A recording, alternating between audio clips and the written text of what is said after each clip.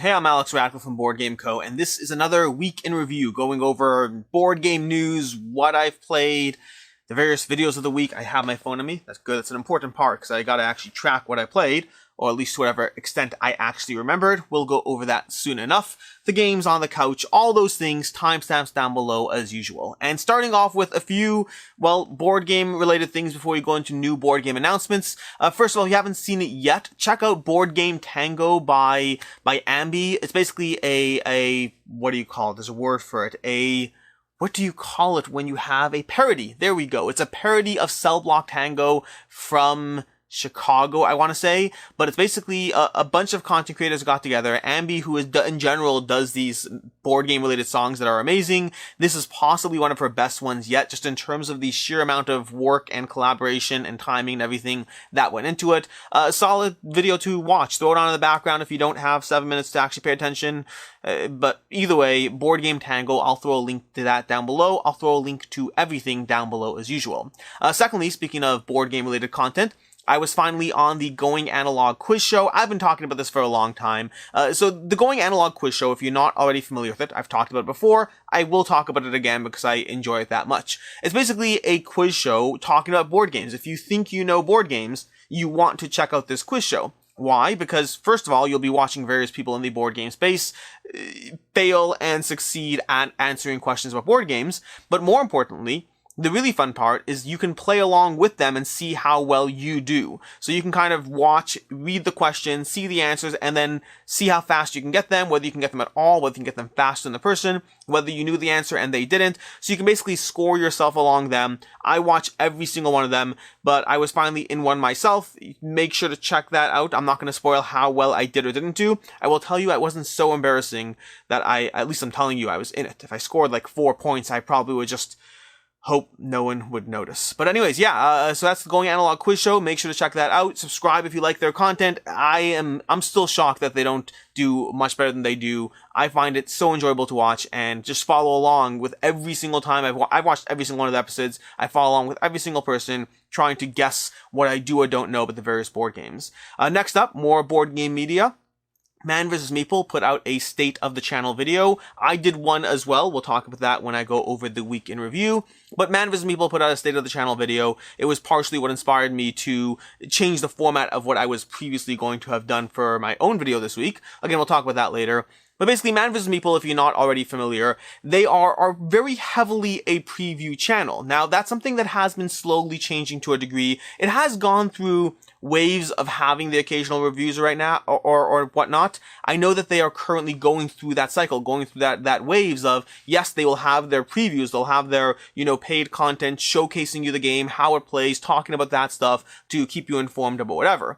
But they'll also be having a lot of reviews. You may have noticed Jeremy Howard has been putting out a bunch of reviews, not previews, giving his full, unfiltered opinion, for better or for worse, on the channel. They've been starting to do unboxings. I've always loved their chit-chat. They're going through a bit of a wave, an upheaval. It seems like the other Jeremy, it's Jeremy Howard and Jeremy, I should know this. Jeremy Howard and the other Jeremy, let's go with that. The other Jeremy and Kira are, unfortunately, they left the show, so they're no longer with Man vs. Meeple, but the remaining crew are powering ahead and trying to mix up the format. In general, check this stuff out. I can tell you Jeremy Howard's reviews are always a blast to watch. He is critical, he does not hold back. I really enjoy and appreciate that. But that's Man vs. Meeple's state of the channel. Make sure to check that out if you have any interest whatsoever.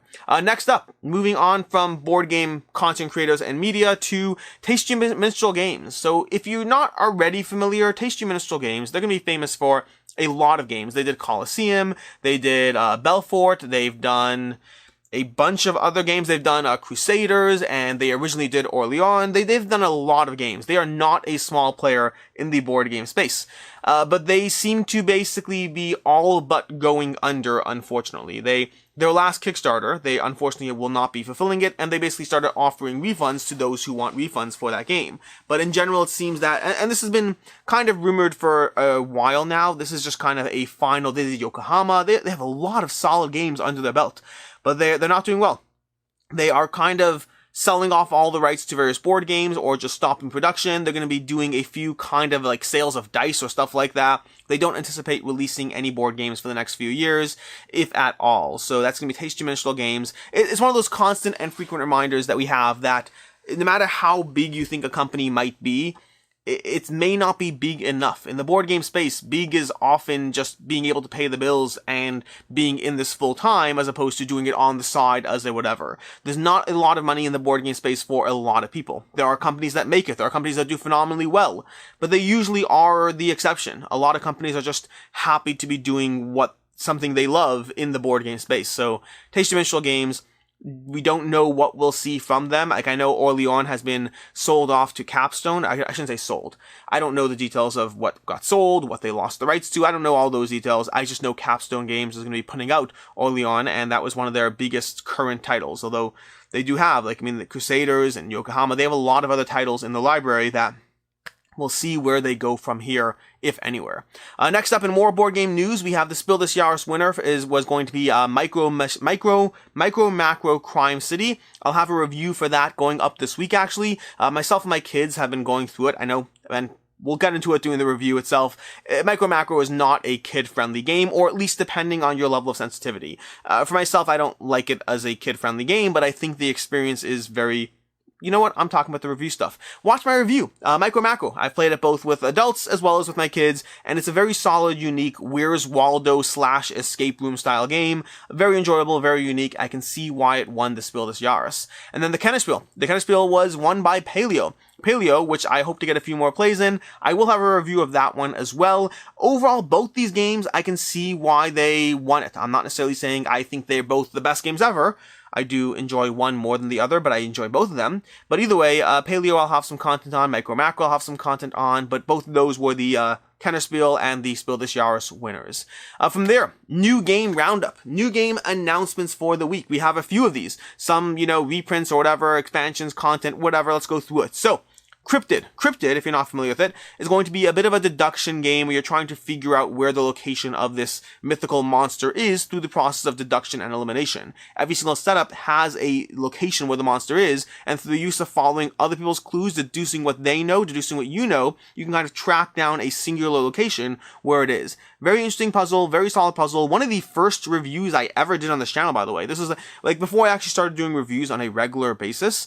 There were a handful of games, maybe 4 or 5 games that I did reviews on, and Cryptid was one of them. I enjoyed Cryptid. I eventually did get rid of it. It was a game that, and in my original review, I said this is an incredibly unique experience that I might get rid of once we've played it enough. And sure enough, I did get rid of it, although I am interested in getting Cryptid Urban Legends back, because Cryptid Urban Legends, I don't know exactly what it is doing differently or not, but I do know that it is giving you a 2-player experience out of it, so I'm very intrigued how that plays out. And again, I like Cryptid enough that I'll be paying attention. I assume it'll go the same way as Cryptid. I assume it'll be a game that I get, I try, I enjoy, and then I move on from. Not all games have to be kept forever, although it depends on how you treat your collection. That's a longer conversation. Next up, we had Horrified. Horrified, and they announced a new version of Horrified focusing on more American monsters. I don't yet know gameplay differences, whether the 2 sets synergize, whether you can mix and match monsters from the sets, but I don't know all the details yet, but there's another version of Horrified in case you're interested in that. That's another game that I kept for a while, and I just got rid of a month or 2 ago. We have Spiritfire from Orange Nebula. Oh my gosh. So, if you're not familiar, Orange Nebula is the publisher for Vindication and for Unsettled. And they announced is a strong word. They started doing this wormhole thing that there's going to be their new way of announcing different things into the wormhole. They'll do regular announcements of secret projects, updates, all those different things. And along with that, they have one of the things they announced is if you backed Vindication, the most recent Vindication, you can go ahead and add a big box to your pledge. You can go to CrowdOx, reopen your pledge manager, and add the big box. It's going to cost you roughly $60, $40 or $50 for the big box plus shipping. So it's not going to be cheap, but they give you more than just a box. They are giving you the big box, some various counters and sliders and promos and different things that are going to be in there. You can check that out. There'll be a full list there. But in addition to that, they announced that they are doing their next new standalone project, not taking place in any of the known universes they have currently, is going to be something called Spiritfire. What do we know about it so far? Well, we know nothing. We know nothing so far. There's a trailer, a nice little trailer, a Facebook group, but it doesn't really tell us much. So, Spiritfire from Orange Nebula. I'm excited.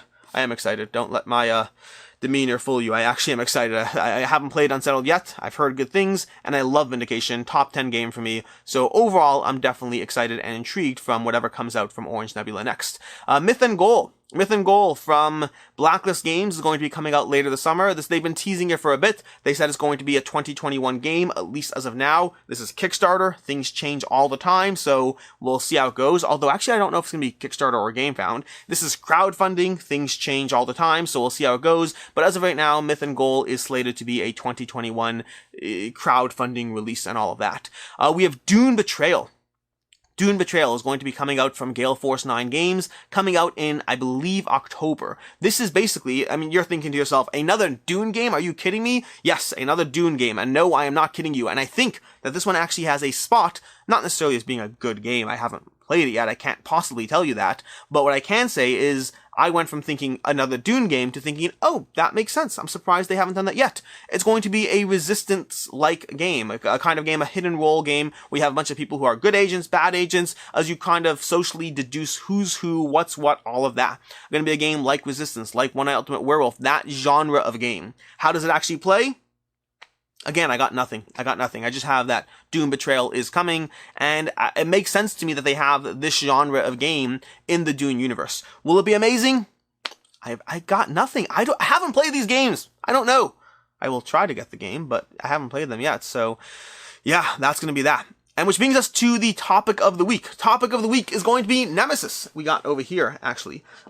Topics of the week are just whatever I wanted to spend more than 2.5 minutes talking about. That's what the topic of the week is. Sometimes it's about something related to the channel. Sometimes it's about something that's going on in the board game space. And this week, it's about Nemesis. Because I have to play Nemesis more before I can actually review it. I have one play under my belt, and I want to talk about it, but I'm not going to review it after one play, especially because I played it in the cooperative mode. I didn't even play it the way it's meant to be played, quote-unquote. I played it cooperatively, not the semi-co-op mode where you're secretly might be an alien, might not be, all that kind of stuff. But Nemesis.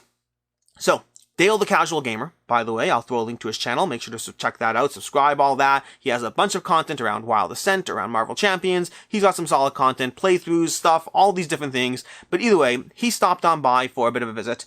I meant to get some videos in with him, but we only had one evening, and we got stuck playing Nemesis and some other games, and didn't get to any videos next time. But that's neither here nor there. He did teach us Nemesis. And we played the cooperative mode, so it was, not the full experience. But oh my gosh, I understand why people like Nemesis. I actually just put out a video this week saying I have to play Nemesis. Well, that video was filmed a few weeks ago, but it went up this week. Timing's perfect. I have since played Nemesis, and Nemesis is amazing. Nemesis is really, really solid. Now, I obviously have to get more plays under my belt. This would not be the first time that a rating has potentially, I'm not telling you what my rating is, but this wouldn't be the first time that a game that I was really obsessed with after one play, I got multiple plays in and it went down a bit. It usually doesn't go down that much, but it might go down a bit. That said, I don't think this will. Nemesis is very much the genre that I enjoy. It has characters, powers, and abilities running around a map. It's got that zombicide feel, that massive darkness feel, that dungeon crawler kind of experience that I do tend to enjoy in a lot of games. Now, the question with all of these games all the time is what makes them different? What makes one game worth keeping and another one not? There's a reason I'm getting rid of Zombicide 2nd Edition. There's a reason I am eyeing Zombicide Invader to get rid of. You have to have, everyone can do what they want. For myself and the limited playtime for any one game, I want to feel like this game is doing something different. And Nemesis is 100% doing something different. Nemesis is not about slaughtering waves of aliens that approach you. Nemesis is about the big bad aliens that are hard to defeat, that take work and energy to attack and slowly deal with them. As makes sense, these are gigantic aliens. You have to focus and work together with people who may or may not be trying to betray you in 2 turns from now. I mean, we played cooperatively, so they weren't trying to betray us. It gave us a genuinely cinematic experience as we played. I'm not going to go into everything, we'll talk about this some other time, but our first game involved us making our way around the ship, desperately trying to survive, rolling well and being thrilled with every single roll, making our way to the very end where we finally got to the central room, accomplished our objectives, we're ready to go into hibernation, we had 1 turn left, we passed around because we needed more action cards to actually be able to hibernate, so we passed around, waited, and sure enough, the queen, who had been sitting there the entire game off to the side, not once entering our rooms at all, the queen entered the hibernation room in the very last round, right as we're about to finally win the game. We fought the queen because we had no choice. I blasted away with, I was a soldier, I blasted away with my energy weapon, I had just reloaded. The other players had no ammo left. They're literally hitting the queen with their fists, getting it more and more infected every single time, doing what we can to survive. We eventually, after one lucky roll, managed to finally take out the queen, flip over 2 cards. She only has 6 health in those 2 cards. We managed to take her down, and then we managed to escape. More accurately, go into hibernation and win. And to be fair, 2 of us won. Dale was infected, so he died. But it was such a great cinematic experience. It's a strategic game. It's a strategic game that is very much decided by luck to a degree. There's choice you will have in play. You'll be making choices left, right, and center. But all that choice at the end of the day will also be influenced by whatever lucky rolls tend to happen. Just dropping my miniatures on the floor. My gorgeous miniatures. I'm very happy that I went all in on Nemesis. I'm very happy that I went all in on Nemesis Lockdown, getting all the stuff, and in fact, I made the horrific decision as a result of this play to reopen the Pledge Manager and get the extra Kings and Space Cats and even the plushie that I should not have gotten. I just went into the Pledge Manager today and spent like an extra $100 on stuff that I do not need at all. You should not be getting it. It makes no sense. It doesn't add any gameplay value. It just looks pretty, but yeah, and speaking of the Pledge Manager, by the way, Pledge Manager closes, I believe, August 1st. You do not have much time left, so, and to be very clear, it's only open for those who already have a pledge. It's not open if you don't already have a pledge. But that's gonna be Nemesis. Had a solid game. People have been telling me to play Nemesis for a long time, and I get it. I won't always agree with every choice. There are other games. I mean, this War of Mine by also Awakened Realms is a game people have been telling me to play, and I will play it, but that one I expect to not like. Maybe I'll love it, who knows. But I won't love every game that people want me to love. It's the nature of this space. I mean, this is going to be true of any content creator. Pick your favorite content creator. They're not going to love some of the games you love, and that's okay. We're all special people on planet Earth with our own unique tastes and feelings and all that. But Nemesis was a genuinely amazing experience. I'm looking forward to diving back into it. I plan on reading the rule books, going through it, learning the expansion content. I shouldn't be using the expansion content. I should be starting with just a basic semi-cooperative mode instead. But overall, I am excited for more Nemesis plays, and it does stand out as a unique game in my collection in the experience it delivers.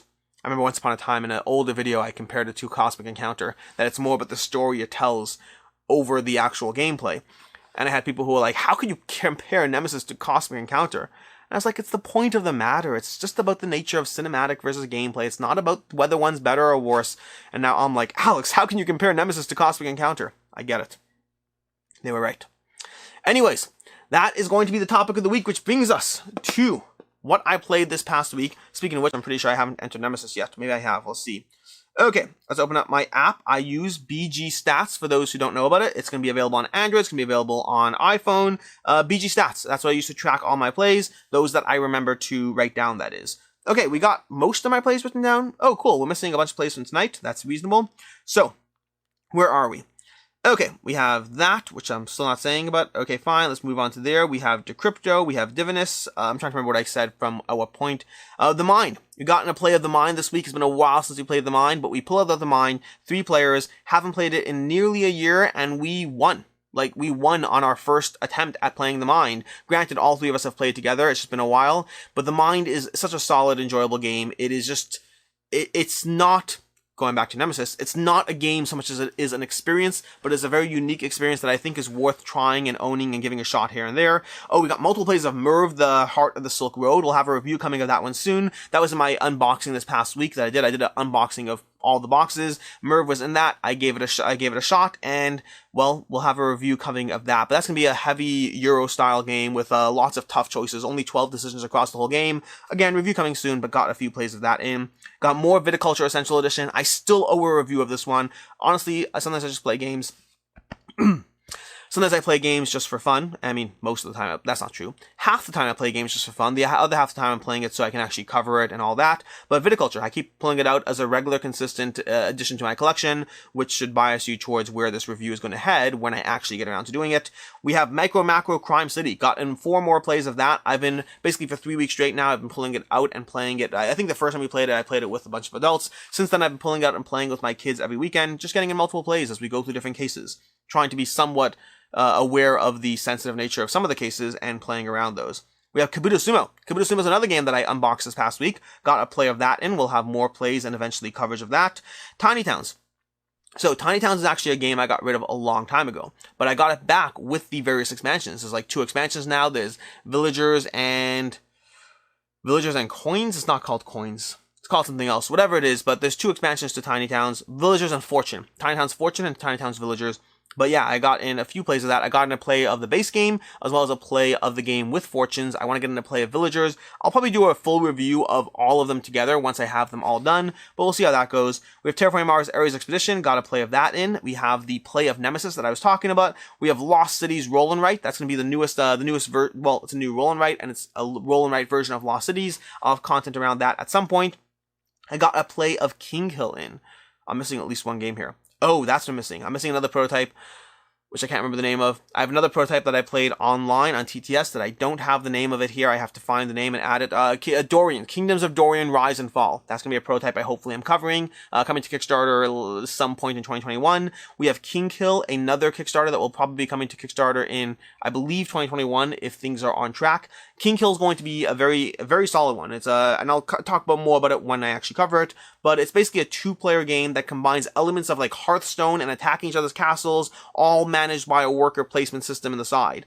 Solid art, solid game, powers and abilities, doing a lot of things well, potentially a little fiddly. We'll talk about it more, but overall really enjoying that. Then more plays of My City. Again, we're doing this couples game night thing where we're getting in multiple plays of My City. We're about, I think, 14 plays in, which means 24 plays total, so 10 plays to go. Another 2 date nights probably will knock it out, and then pick the next game to play, possibly with the same people, possibly with other people. Which brings us to the week in review. The week in review, covering all the videos of the week, timestamps to any relevant section, of course. We already talked about that.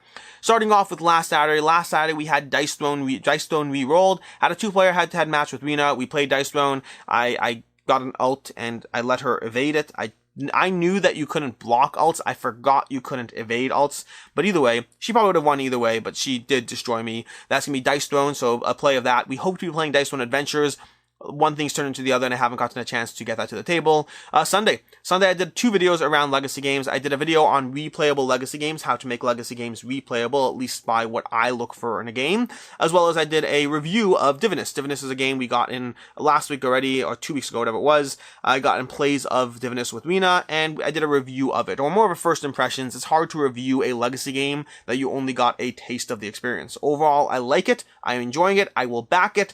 But I do have to be wary of the fact that, comparing it to My City is a good example here, Divinus is going to run you up to $100 plus for a somewhat lighter experience that might give you 12 to 15 hours of gameplay. There's not a ton of gameplay there. Is it enjoyable? Yes. Is it lighter? Yes. So it's going to be a lot of money for lighter, enjoyable gameplay with limited amount of time. It's one that I am getting it. But I would caution you to question where your gaming dollar is being spent as to whether it is or is not the right game for you. Definitely get My City first before you get Divinus, for sure. Give that one a shot first. See if you like the style of game. If you like it enough, then go for it. Yes, there is a legacy mode. You can keep playing it forever. Most eternal mode. But most people tend to not actually do that with their games. That was the point of the video earlier on Sunday. Moving on to Monday. Monday we had Kickstarters I regret not backing. Top 10 Kickstarters I regret. Was it top 10 Kickstarters I regret? Yeah, top 10 Kickstarters I regret not backing. Covering a bunch of games that I passed on, including Nemesis, by the way. Nemesis was actually in that video. I tried getting my hands on the original Nemesis, and I couldn't, and then I backed the Lockdown Kickstarter instead. But there's a bunch of games in there that I passed on and then had second thoughts about, either just because FOMO, or alternatively because reviews started coming out and people liked the game. And so there's a whole bunch of Kickstarters that I have used my self-control meter to not back over the years, and then tried to back later or regretted it and changed my mind later. That's going to be Monday's video. On Tuesday we had State of the Channel. We had 2 videos. We had a State of the Channel video. This was originally going to be just a video around feedback. Because of the Man vs. Meeple video on the State of the Channel, I was like, you know what, if I'm asking for feedback in a dedicated video, I may as well make it a whole State of the Channel. Things that are going on, personal life, channel changes, all those different things. And I will be putting out another video at some point. I don't know exactly when. But basically, every single comment I'm going through, and I'm collecting all the feedback that is relevant of things that I want to incorporate. Because there's a lot of feedback on the video, which is awesome. Thank you so much. But some of those feedbacks are going to be things that I'm just not willing to incorporate or not able to incorporate. And able is a practical thing, and willing is sometimes it just doesn't feel like it's me. So you'll get different pieces of feedback, and you'll get conflicting pieces of feedback too, which makes it tricky. But if it doesn't feel like something that is true to what I want to do, to the fun I want to have the channel, to the way I approach things, then I'm just not going to do it.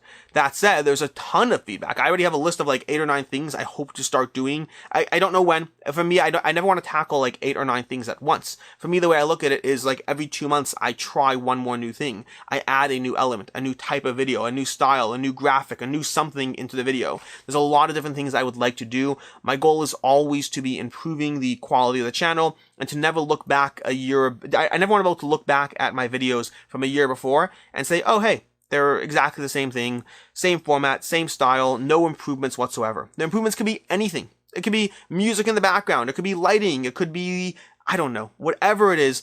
I want the videos to always be improving and the channel to always be evolving. I don't want to sit still. But yeah, I'll be going through all that feedback. I already have some of it, but I'll be going through more of it. Later that Tuesday, I did a random unboxing video of just a bunch of boxes. Because I've been so busy this past week and because I was away, I had a whole bunch of boxes. Usually I open boxes right away, but I had a bunch of boxes just sitting around. They all piled up, and I was like, I'm tired.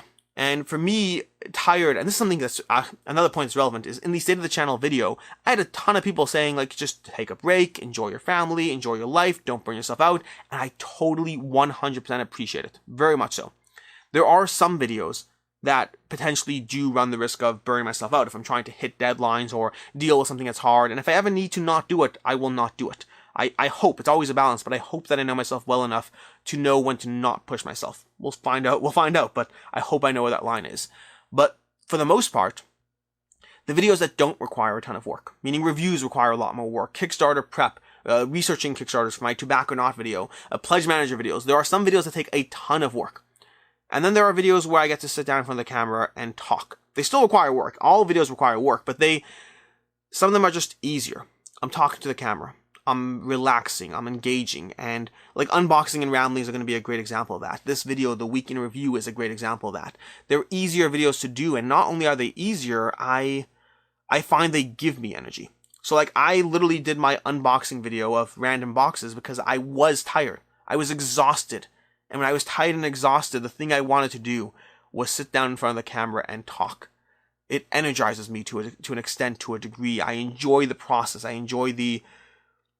just enjoy it. So yeah. And again, I'm tired in the video. I'm tired and exhausted. But I'm doing something that I love, and I'm working towards something which very much makes it all worth it, or easy, or call it what you will. That was going to be Tuesday's second video. Which means to Wednesday. Wednesday was the top 10 games we need to play. This is a video that I did together with, oh my gosh, this is the worst. I hate when I do this. All You Can Board, I want to say. All You Can Board? Is that who it is?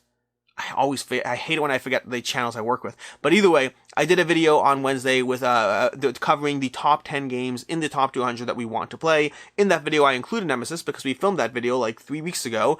Since then, I've actually played Nemesis and Decrypto from the 10 games I wanted to table. Decrypto is excellent, and Nemesis is amazing. So far, I'm doing pretty well in terms of the top 10 games I want to play. The other 8 will eventually, of the other 8, 7 of them will eventually happen. The 8th one hopefully will happen, but I may have gotten rid of it. We'll talk more about that at some point soon. But anyways, that was going to be Wednesday's video. And then later on Wednesday, we had a Divinus Should You Back It video covering Should You Back Divinus, which I went through all the highs, the lows, the Kickstarter, the pledge levels, and then the same warning I gave here of I am all for it, but it's also a lot of money for not a ton of gameplay. Back knowing that, and just walk in knowing that, and you're good to go. There is no holding its value conversation around a game that's a legacy game and destructible and not resettable. Thursday was fun. Okay, so Thursday I did a video called Vasel Is Wrong. 90% of people watching it enjoyed it, and the other 10% didn't appreciate the clickbait nature of the title. And it is 100% clickbait. There's no question here. If I put a video title called Vasel Is Wrong, it is clickbait. Very much so. Now, my personal stance on clickbait, which if you've been watching me long enough, hopefully you know, is I am all for clickbait if the content delivers. if I believe the content is accurate to the title, and the title isn't just a complete, goal, if the title is not just garbage just to get you to click on it, but actually backed up with the content, then I'm okay with clickbait. I consider it having fun. It's tongue-in-cheek. It's enjoyable to me. And by the way, I'm saying this not like to explain to the people who didn't like it. The people who didn't like it, it's okay. I get it. I'll accept your dislike. It's fine. I'm just telling you that first and foremost, my goal is always to have fun, and I consider it fun. But anyways, this video, Tom Vasel Is Wrong, is about Loki. That's all. I was watching Board Game Breakfast this past week, and while watching it in the background and working and doing my thing, he's like, yeah, I didn't really like the way Loki ended, and it went down to a 6.5 for me. And I was like, Tom, how dare you, sir? I'm going to put out a video. And then I was like, I actually should put out a video. And I thought it through, and I drafted a little outline, put it together, and it's like, I'm putting out a video where I'm going to play with little Marvel chibi figures from Marvel United and talk about the various Marvel TV shows. So that happened. And then I said, if we get 500 likes, I'll be rating all the Marvel movies. So it got 500 likes. So sometime, maybe next week, I don't know if it's going to be next week, maybe it'll be the week after. At some point, I'll be doing another video where I play with more Marvel chibis and rate all the Marvel movies in the MCU about my personal preference, why, and all of that. That may not be something you're looking for. This one, to be very clear, I'll make the title very clear on this one, so you can skip it if that's not what you're looking for. Again, ultimately for me, the goal is to have fun. Now, if I saw a high enough dislike ratio, if I saw like 40% of people disliking it, I'd reconsider. My goal of having fun first and foremost, there is a point where I'm like, ooh, I'm pissing people off, I should probably be careful. But if it's, 10%, I'm okay with it. I want to have fun, and it's fun for me. It's a fun video. It is listen, you don't have to like it. You don't appreciate it. And again, I know most of you did, but for those who don't, I totally get it if it's not your thing. I totally respect that. And I'm totally okay with your dislike. I acknowledge it. It's earned. It's fair.